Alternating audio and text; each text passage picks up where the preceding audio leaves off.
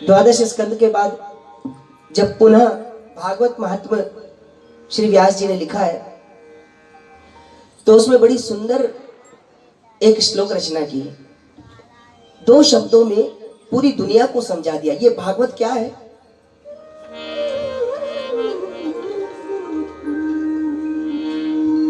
निम्न गानाम यथा गंगा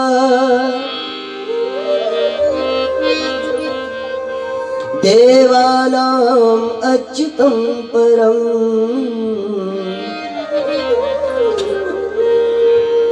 वैष्णवानाम यथा शंभु पुराणानाम इदं परम।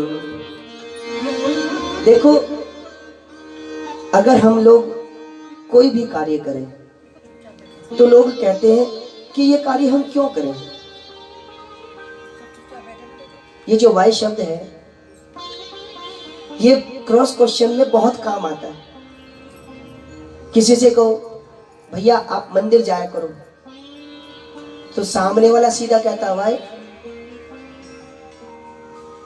है हम क्यों जाए भाई, क्या फायदा, क्या लाभ। हम लोग भगवान से भी संबंध बनाते हैं तो हम गिव एंड टेक का रिलेशन रखते हैं। तो व्यास जी ने सोचा कि कोई पूछे, अब हम किसी मंदिर में जाए या किसी डॉक्टर के पास भी जाते हैं तो पहले 4 लोगों से महिमा मंडन सुनकर जाते हैं। अरे भैया आपका स्वास्थ्य खराब है, ये स्वास्थ्य की दवाई वो डॉक्टर कर सकते हैं, 4 लोग बताते हैं तब हम। व्यास जी ने सोचा कि कल के दिन कोई भागवत के बारे में पूछने लगे तो उनको बताने के लिए हमारे पास सामग्री होनी चाहिए। ये भागवत ग्रंथ कैसा है? सबसे पहले हम भारत भूमि में रहते हैं और ये भूमि आध्यात्मिक भूमि है, भाव की भूमि है, सत्संग की भूमि है। हमारे देश में माँ गंगा की बड़ी महत्वता है। हालांकि आजकल उल्टा हो रहा है, गंगा जी के ऊपर भाषण तो बड़े बड़े होते हैं, कार्य भले ही ना होते हो, लेकिन फिर भी हमारे देश में गंगा जल की मान्यता, और देश नहीं विदेशों में भी सर्वमान्य गंगा जल है। तो जैसे नदियों में गंगा जी का स्थान है, देवा नाम अच्युतम परम, देवताओं में अच्युत भगवान है श्री कृष्ण। अच्युत नाम कैसे पड़ा? भगवान ने अभी रास पंचाध्यायी आगे सुनेंगे ना आप। रास जब करने का भगवान ने निश्चय किया तो भगवान ने कामदेव को बुलाया।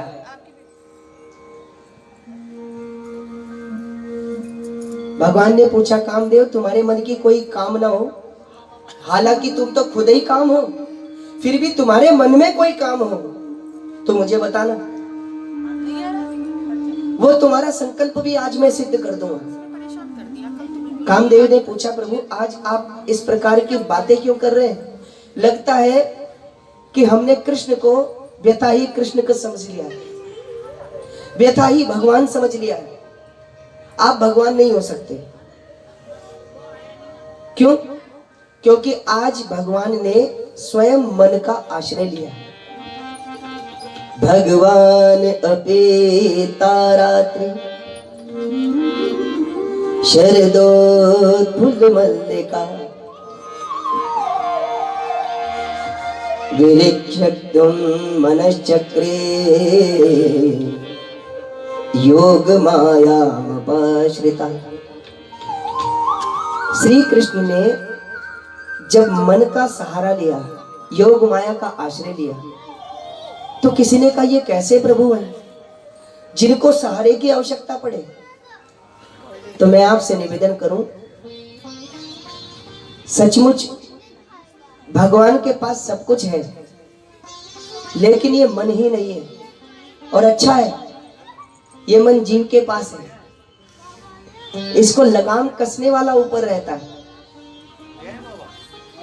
और ये मनीराम इतना खतरनाक है, इतना भयंकर है कि ये सत्संग में मन लगने ही नहीं देता।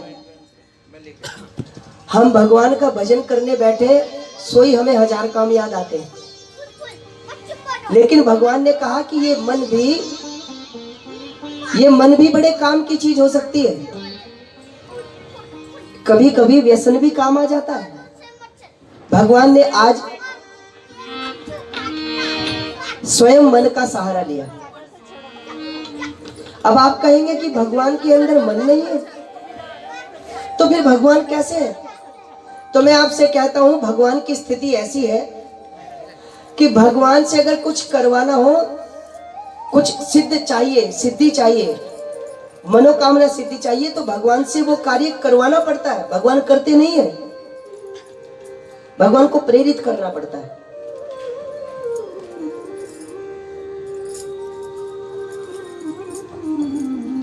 साधारण भाषा में कहूं तो जैसे परमाणु का छोटा, एक अणु का छोटा भाग होता है परमाणु, और परमाणु का छोटा भाग होता है माइक्रो परमाणु, है ना?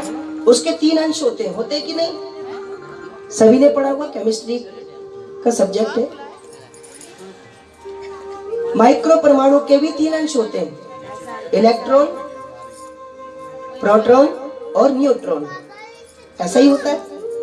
अच्छा, न्यूट्रॉन के चारों तरफ इलेक्ट्रॉन और प्रोटॉन परिक्रमा करते रहते हैं। और ये जो न्यूट्रॉन बैठे हैं ना, न्यूटन, यही भगवान है। अगर इनसे सहारे की आवश्यकता है, इनसे किसी प्रकार की सिद्धि की आवश्यकता है, तो इनको जगाना पड़ता है। अब आप कहेंगे महाराज आप ये कक्षीय बात कर रहे हैं जो कक्षाओं में सिखाई जाती है, इसका प्रमाण? हाँ, प्रमाण मैं देता हूं ना आपको। श्री राम जनकपुरी में बैठे और 10,000 राजाओं ने एक साथ उठ करके धनुष तोड़ने की कोशिश की, लेकिन धनुष हिला भी नहीं। अब हुआ क्या? हुआ ये, जनक जी ने सोचा कि जो धनुष को हिला भी नहीं सकते वो तो उठा रहे हैं, और जो इसको उठा सकते वो हिल भी नहीं रहे। तो जनक जी ने सोचा कि अब मुझे कुछ करना पड़ेगा। तो जनक जी ने नाटक किया, और जनक जी झूठ मूठ का रोष आंखों पर रख करके खड़े होकर के कहने लगे, सब अपने अपने घर को चले जाएं। अब नहीं कोई माने बटमाखी, अपने मन में अपने आप को कोई बहुत बड़ा योद्धा ना समझे। अब बोल तो रहे राजाओं को, और देख रहे हैं किसकी तरफ? राम जी की तरफ देख रहे हैं, असर हुआ कि नहीं? लेकिन राम जी क्यों? राम जी को स्पष्ट रूप में किसी ने कहा ही नहीं, लेकिन इसका असर किसी और पर हुआ। किस पर? लक्ष्मण जी पर। और लक्ष्मण जी क्रोधित होकर के एकदम सभा में उठे, भगवान को प्रणाम किया और सीधे बोले, ये राजा जनक ने अच्छी बात नहीं की। जहां पर सूर्यवंशी वीर बैठे हो वहां पर इस प्रकार की बातें शोभा नहीं देती। न श्री, न श्रीमान, न राजा, न महाराजा, कुछ नहीं। कहीं जनक तसे अनुचित वाणी, ये जनक उचित बात नहीं करता है। भगवान राम ने पूछा भी लक्ष्मण जी से, लक्ष्मण जी आपने खड़े होकर के प्रवचन देना शुरू कर दिया, तुमसे पहले हम बैठे हैं और हमसे भी पहले गुरुजी बैठे हैं। इतनी बड़ी सभा में इतने बड़े राजा को तुम प्रत्युत्तर दे रहे हो, क्या ये बात शोभा देती है? लक्ष्मण जी ने कहा, महाराज यहां पर मेरे ही बोलने की भूमिका थी। जब कोई व्यक्ति किसी से अंग्रेजी में बात करे तो उसे अंग्रेजी में बात करनी चाहिए। जब कोई व्यक्ति हिंदी में बात करे तो उसे सामने वाले से हिंदी में बात करनी चाहिए, और जब कोई गढ़वाली में बात करेंगे तो गढ़वाली में करेंगे ना। हाँ, तो ऐसे हिंदी फिर मजा नहीं आएगा ना, भाषा में आनंद तो दुगना। भाषा के साथ प्रत्युत्तर बनता है। तो भगवान ने बोला, तो यहाँ तुम्हारे बोलने की क्या भूमिका?